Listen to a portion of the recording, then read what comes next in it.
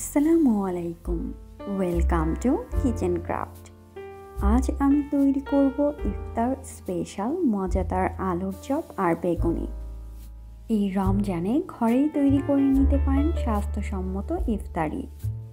এভাবে ইফতারিতে আলুর চপ আর বেগুনি বানালে 2-3 ঘন্টা মচমচে থাকবে আর সুস্বাদু হবে। আশা করি আপনাদের ভালো লাগবে, আর আমার রেসিপি ভালো লাগলে অবশ্যই শেয়ার করতে ভুলবেন না। আর ঝটপট তৈরি করে নিচ্ছি মজাদার এই রেসিপি।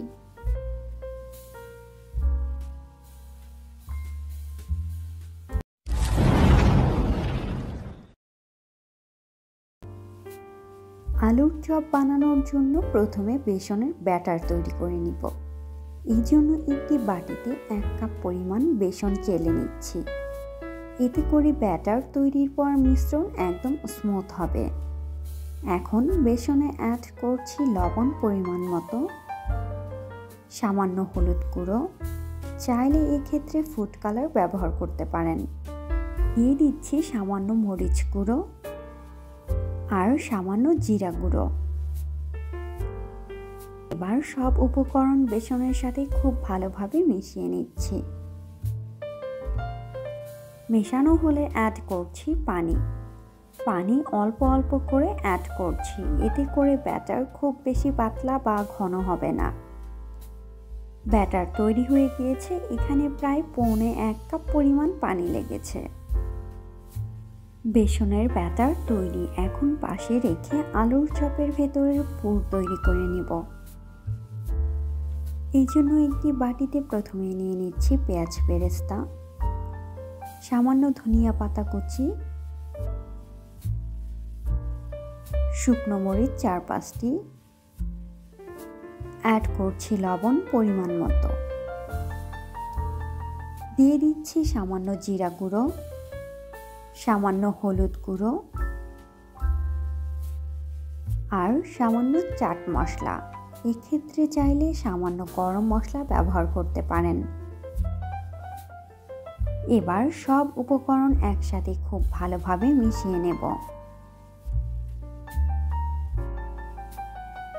মেশানো হলে অ্যাড করছি আগে থেকে সিদ্ধ করে চটকিয়ে রাখা আলু 1 কাপ পরিমাণ। এখন দিয়ে দিচ্ছি সামান্য সরিষার তেল। এতে করে খুব ভালো ঘ্রাণ হবে আর হাতে লেগে যাবে না। এবার খুব ভালোভাবে মিশিয়ে নিচ্ছি।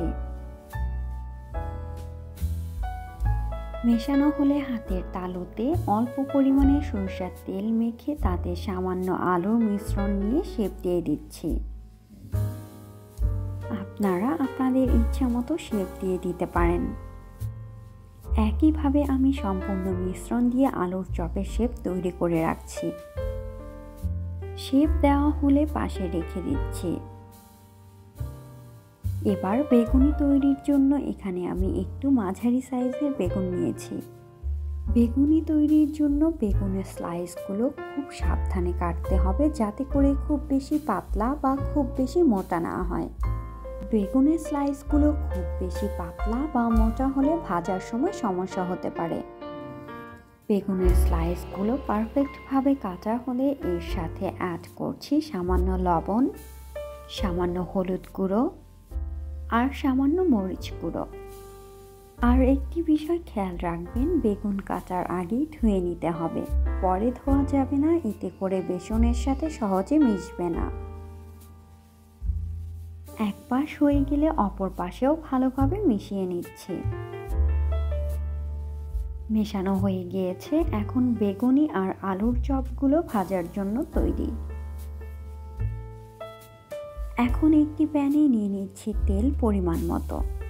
তেল গরম হয়ে আসলে বেগুনের স্লাইস নিয়ে তাতে বেসনের ব্যাটারের সাথে মিশিয়ে তেলে ভেজে নিচ্ছি। বেগুনের স্লাইসগুলো দেবার আগে অবশ্যই তেল ভালোভাবে গরম হয়েছে কিনা চেক করে নেবেন। তেল পারফেক্ট গরম হলে বেগুনিগুলো অনেক ভালোভাবে ফুলে উঠবে আর অনেক বেশি মচমচে হবে। দেখতেই পারছেন বেগুনি গরম তেলে দেবার সাথে সাথে খুব ভালোভাবে ফুলে উঠেছে।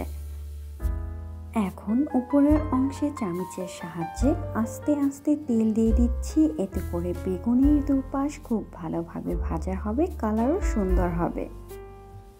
এক পাশ ভাজা হয়ে গেলে উল্টিয়ে অন্য পাশ ভেজে নিচ্ছি। হালকা ব্রাউন কালার হয়ে এসেছে, এখন প্যান থেকে বেগুনি উঠিয়ে নিচ্ছি। একইভাবে আমি সবগুলো বেগুনি ভেজে নেব। এভাবে বেগুনি তৈরি করলে অনেক বেশি সুস্বাদু হবে আর 2-3 ঘন্টা মচমচে থাকবে। সবগুলো বেগুনি ভাজা হয়ে গিয়েছে, এখন আলুর চপগুলো ভেজে নেব। আলুর চপগুলো এবার বেসনের সাথে মিশিয়ে কাঁটা চামচের সাহায্যে গরম তেলে দিয়ে দিচ্ছি। চুলার আঁচ মিডিয়ামে রেখে আলুর চপগুলো ভেজে নেব।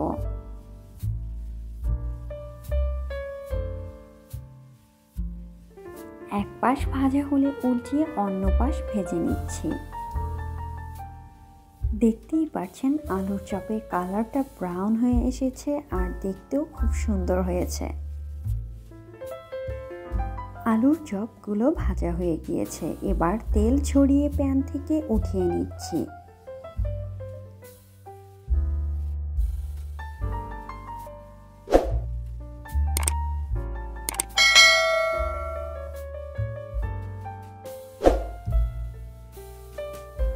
তৈরি হয়ে গেল দারুণ মজার রমজান স্পেশাল ইফতার আলুর চপ আর বেগুনি।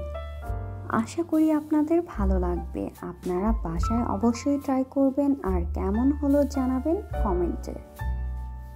আমার রেসিপি ভালো লাগলে অবশ্যই লাইক, কমেন্ট এবং শেয়ার করে পাশে থাকবেন।